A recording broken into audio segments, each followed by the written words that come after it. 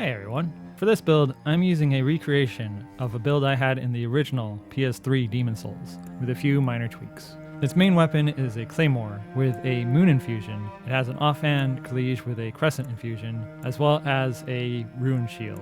Now it would be more efficient to infuse the Claymore with a Dragon infusion for 3 more AR without any of the stat investment. And likewise, it would be better to infuse the Kilij with a Moon infusion, as the MP regeneration is too slow for me to cast either of the spells I have equipped in most invasions. Those spells being Second Chance and Fireball.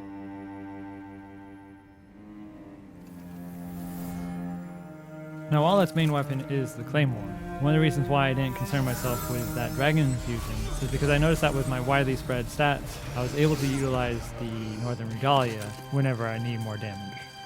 Although I dislike using the Regalia, so I try to keep its use to hosts and summons of a particular type. And the same goes for the Foe's Ring, but I quite often just forget to switch that back to the Eternal Warrior's Ring. Those hosts and summons commonly being the type that try to one-shot you with magic or their own Northern Regalia. But the same applies for those who try to break my equipment, which really is just an inconvenience more than anything else. As a quick trip to 4-4 or 4-3 under pure Black World tendency with the Storm Ruler will get me an easy 50,000 souls to fix everything. And in general, the time it takes for them to break my equipment gives me enough time to kill them.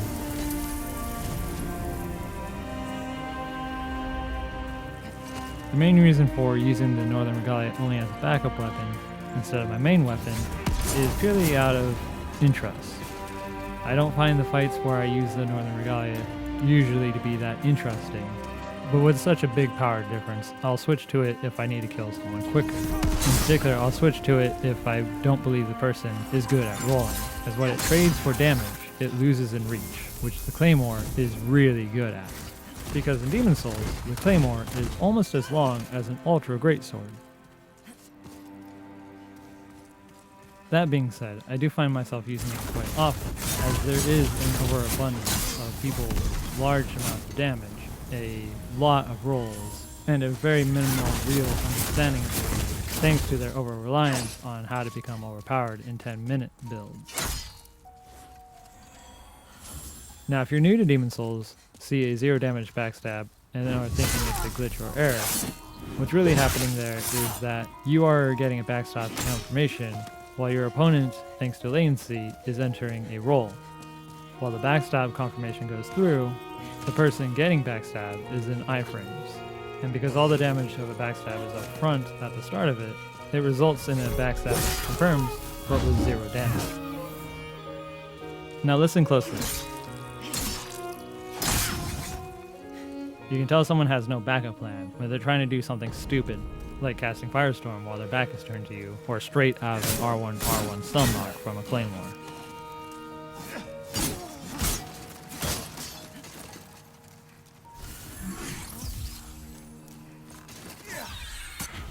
Going back to the Claymore though, its biggest weakness is really just that it is in the Greatsword class, and thus fairly easy to reaction roll. But with its length, people tend to misjudge how far they can get roll caught by it, making it better than the Northern Regalia in some cases. And in Demon Souls, a game with many quirks, and where most weapons do an absurd amount of damage, using your head should not be underestimated.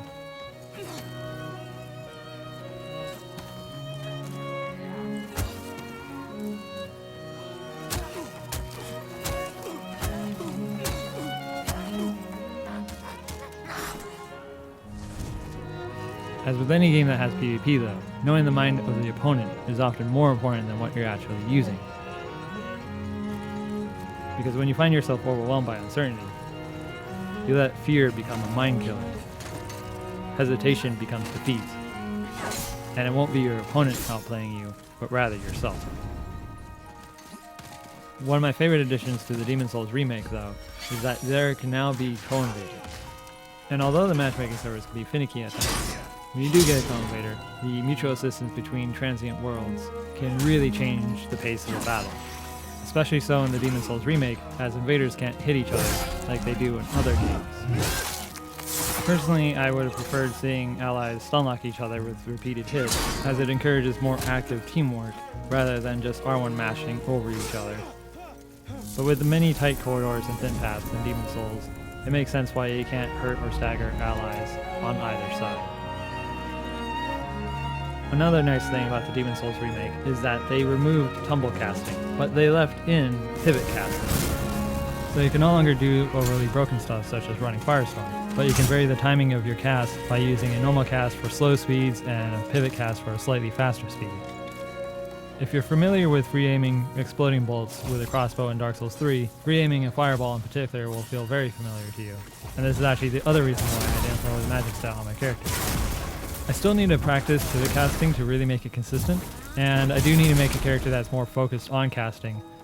But whenever I have used Fireball, it has hit for a good amount of damage. And in particular, I like using it against other casters, as projectile spammers generally don't know how to respond to projectile spam, much less when it has varied timing and pre-aimed explosions. If you played the original PS3 Demon's Souls, then you can appreciate how much faster it is climbing up and down a ladder. However, one change that isn't in the remake is the ability to quickly jump off of a ladder. If you find yourself in this situation, I recommend climbing to the top and then rolling off, otherwise you're giving your opponent free damage and the ability to set momentum.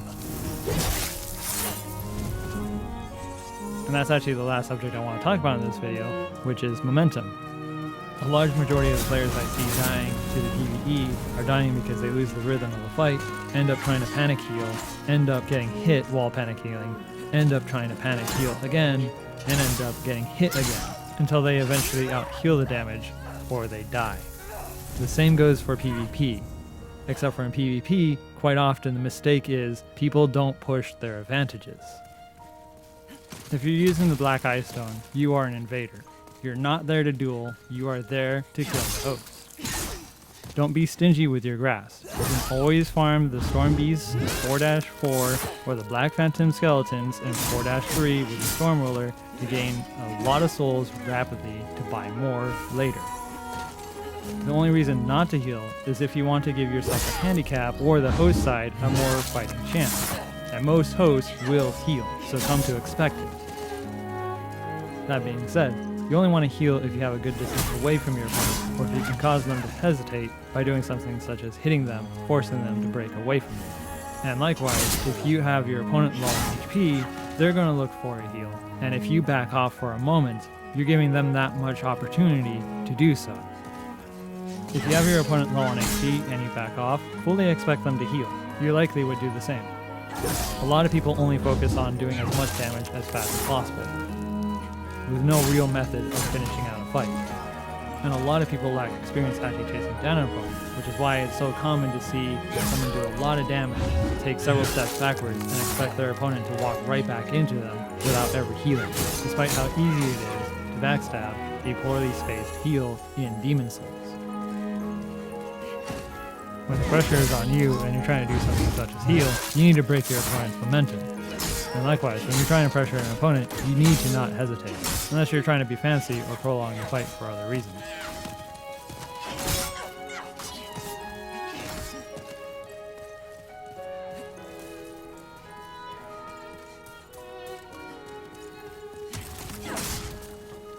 Now for the last few minutes of the video, I thought it would be fun to do a side-by-side comparison of my build's moveset from the PS3 version running on actual hardware to the PS5 version, just to appreciate the more subtle changes the remake made.